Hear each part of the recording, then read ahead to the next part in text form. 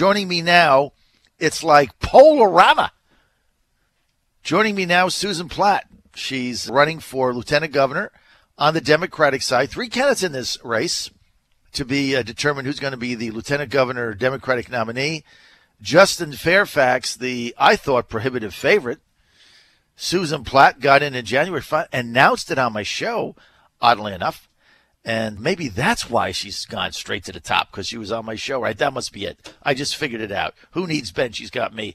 And then Gene Rossi. New CNU poll out yesterday, so get this. So Susan Platt has been running for this office for January, February, March, 3 months, 20%. Justin Fairfax, running for this office for 6 years, 11%. Gene Rossi, I'd written them off 6%, but maybe not. And Slumlord George says, what does a lieutenant governor do? Oh, they hit the gavel in the Senate, and they break ties. Plus, they're cool. Lieutenant governors are cool. Joining us now, Susan Platt, the new front runner for lieutenant governor for the Democratic nomination, which will be settled in a Democratic primary June 13th. Hey, Susan, good to have you with us. Good morning, John. How are you this morning? I'll tell you, Never better. I like to be called the front runner as opposed to roadkill. What an introduction. Good night. But I'm also glad to hear that you're for Medicaid expansion in Virginia. That's a good thing. Well, because, look, I battled it for 36 months, and at the time I was right because we stood on principle and because Obamacare was exploding and imploding and we didn't want to expand it and it didn't make any sense. And I thought a Republican was going to win like Trump and it was going to get repealed and we'd be stuck holding a bag, and it made no sense to me. But now Obamacare, it's staying, and if it doesn't stay, it's going to get replaced with something that includes Medicaid expansion because the Republican bill by Paul Ryan had the fact that the states that expanded Medicaid would be protected. That was the Paul Ryan's bill that got beat. Plus, the states that didn't take the expansion money that fought it, like Virginia, actually got penalized worse than those than if they didn't do anything. So how does this make sense? It makes no sense. Yeah, it doesn't. But I do have to correct you. I've been in the race 2 months, almost. Not 3 months. Oh, 2 months. I started the march on the day after Donald Trump was inaugurated. And I am going to march all the way through. Because that's January 21. You know, you talked about the poll. I think it's great, but we still have a long way to go. And as you mentioned, I've just entered the race not even 60 days ago. And so we're taking nothing for granted. We have a lot of ground to catch up in terms of traveling around the state. There are going to be many more polls to come, and I'm focusing on that traveling and meeting and as I can, and I'm sharing what I have to offer if elected. I've been from Arlington to Abington and all points in between. And all people really want is to be able to put food on the table, a roof over the head, and feel safe for their families and have the opportunity to live their dreams. And that's what I'm talking about. And I think that's why our message is starting to work. It's starting to get through. And we're excited. We're moving along as best we can, and we have a long way to go, though. So we're feeling pretty good today, though. Okay, so let me ask you this. You were chief of staff for Vice President Joe Biden.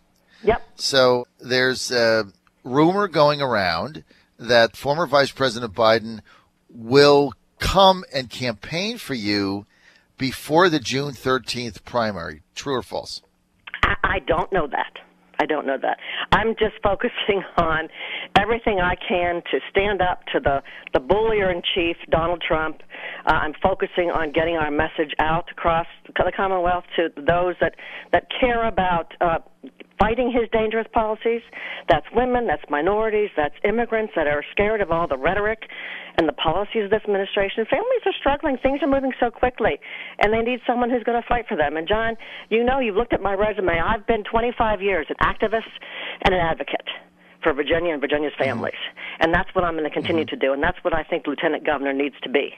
And I pledge to you that if I would be so fortunate to be elected, I would make it a full-time job, not a part-time job. And I think breaking the ties in the Senate is critical, just critical this important time. When we're talking about increasing the minimum wage, when we're talking about changing how we gerrymander these districts and have nonpartisan redistricting, that's what we need is someone who knows how to get the job done, who knows how to fight. You know, my father was one of 13 children from an immigrant family. And as you know, my mom passed away when I was 9 years old, and he taught me that I could do whatever I wanted to. Not I was a boy or a girl, but I could do whatever I wanted to, but I needed to stand up to bullies. And I have fought that my whole life. And that's what I intend to do. You know, I'm not just one of the guys. I have been at this for some time now, and I know how to fight, and I think people understand what I have lived this life. I have lived the life of dealing with addiction in the family, dealing with the loss of a child, elder care, all the issues that go along with that, long-term employment. And I think people hear my message, and they understand that I've been there, and I will continue to fight for them, too. Susan, new poll just out against CNU today has Tom Perriello and Ed Gillespie tied. Also has Ralph Northam and Ed Gillespie tied. Also has Gillespie winning independents by 10 percentage points over either candidate.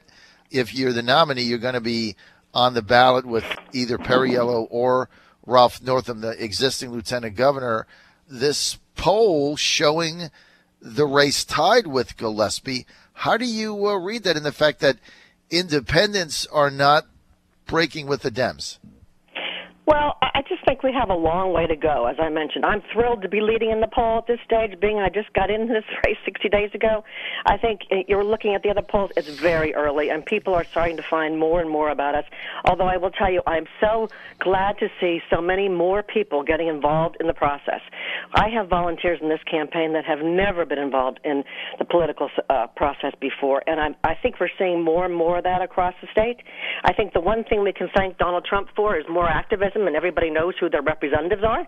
So we're going to engage a larger electorate, and I think all the opportunity we have to do that, whether it's more people in the Democratic primary, we need to do it because we need to hear all voices. All voices are important, and we need to stand up and fight against the policies that we disagree with. And just as a matter of fact, last week, as you know, I was standing outside Barbara Comstock's office, as I did with Dave Brack, called him a coward for not having town hall meetings, and we changed the outcome of a vote. And I think that's what people in the Commonwealth of Virginia want to do. They want to have better voices, more voices in who represents them. And I think that's what's going to happen this year. Did Barbara schedule a town hall meeting? I don't. You know what? That's a good question. I don't remember the answer to that. I think someone mentioned she was going to, but I don't know for sure. But I will tell you there were a good 75 or more of us standing outside her office last week when we got the word that she was actually going to change her vote. And it was a great victory for all of us. I know, and she's Paul Ryan's pal. They're buds. Absolutely. I think so she, that was I think a she big heard, one. and you talk about independents getting involved. This is what's happening. People who never were involved, never were engaged in their government. Thank you, Donald Trump, for one thing, letting people become more engaged, more involved, and learning more about the process and taking control of their lives. That's what I've tried to do for when I started my 2 statewide women's organizations, empower all voices to be heard, and that's what I'm so glad to see so many Virginians are doing now. Well, Susan, hallelujah. You finally said something very nice about President Trump. I'm proud of you. Good job. Right? That's probably about very the good last job. time, He has I gotten suspect. people. Getting people involved is a good thing. It's not a bad thing. People getting involved is a very good thing for America, so we can agree on that. Let's get to, you talked about jobs, and you want jobs for people. Atlantic Coast Mountain Valley Pipeline. Hey, Susan, thousands of high-paying union jobs coming to Virginia if we can get these pipelines done. Tom Perriello says no. One of the gubernatorial candidates, the lieutenant governor, not taking a position on it, whatever. Pipelines, jobs, and energy. Are you in favor or not, and why? Well, several weeks ago, and I led the other folks that are running in my primary with this issue, I came out opposed to it. I am never one to oppose any new Virginia jobs. However, in this instance, I heard from so many people where this was coming through their homes, their farms, next to a school, an outdoor nature school, and, frankly, no one has been able to prove to me that it's necessary. We need to be doing more investing in renewable sources. And I have yet to hear anyone make an argument why we really need this pipeline. And I have talked to so many folks. I was in Charlottesville last night, talking to Nelson County folks, Charlottesville people, 72%, 72% of Virginians want this pipeline. Why we have to have this, and why we shouldn't focus more on energy, because I will tell you, I was out in the coal fields meeting with a group of miners just recently, and they said to me, you know, we voted for Donald Trump for one reason. He spoke to us, and he gave us hope. Now, we know we're not going to have coal expanded all across more than it was before.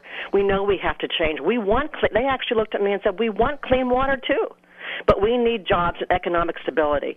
And I just looked at them and said, let me tell you, I commit to you that whenever I go across the state, I tell folks, if I should be so fortunate to be elected, I will make it my mission to go to each locality in this Commonwealth, sit down with the workers, with the elected officials, the community leaders, and help forge a path to help in the next 10, 20, 30 years forge a better future for the residents there. I talk about being on the Virginia Tourism Corporation board and how a fellow came to us one day in a meeting in the Northern Neck, and he said, we've let Maryland take the crab from us. Let's not let them take the oyster. And, John, you now know there are many oyster trails, lots of new good jobs, employing lots of folks in the Northern Neck.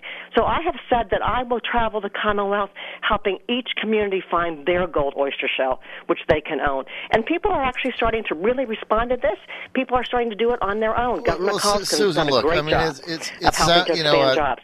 I want to do more of that. Susan, and I'll tell you, when it comes to union jobs with a pipeline, my understanding is there are not that many. I'll always support a union, but there are not that many. That's not true, Susan. That's not true. You're just making stuff up on the air. I mean, come on, you can't make stuff up. There's thousands of union jobs.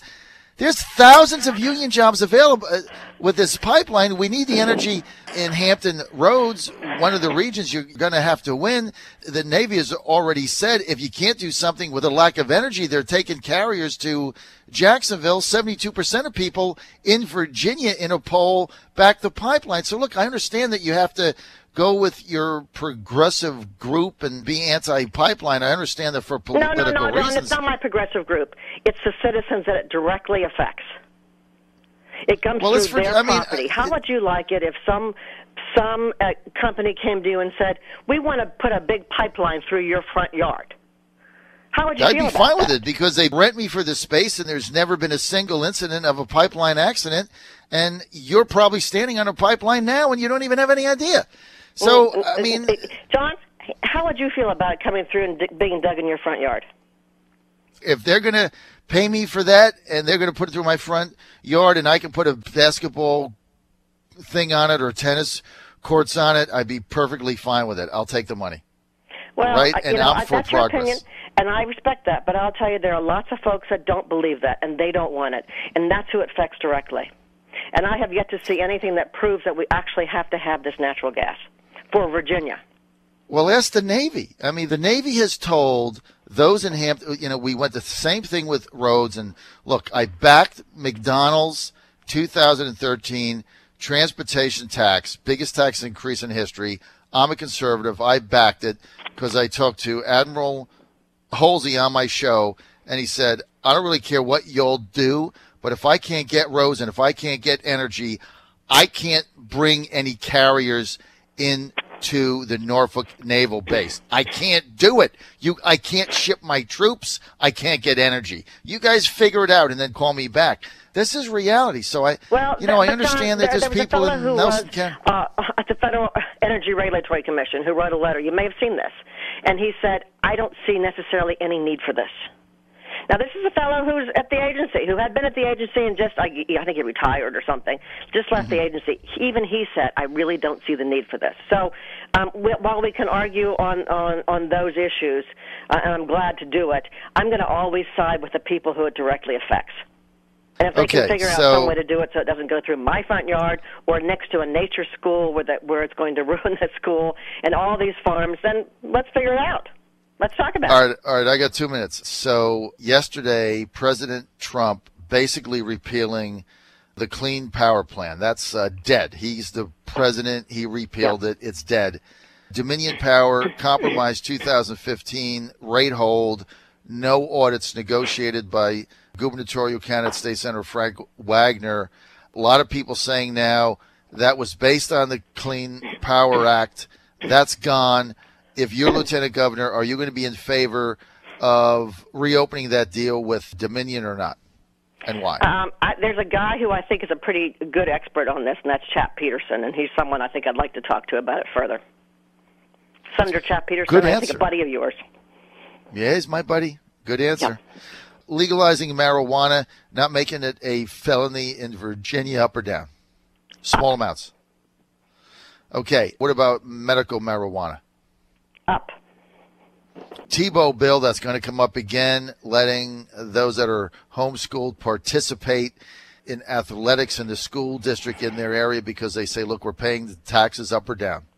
I don't necessarily agree with that. Why? Well, because there are people, we can't take away money from our school system, and we have to have people that get socialized. You know, I talk about children and the children's cabinet when I'm running, and that's because I was raised by a single dad.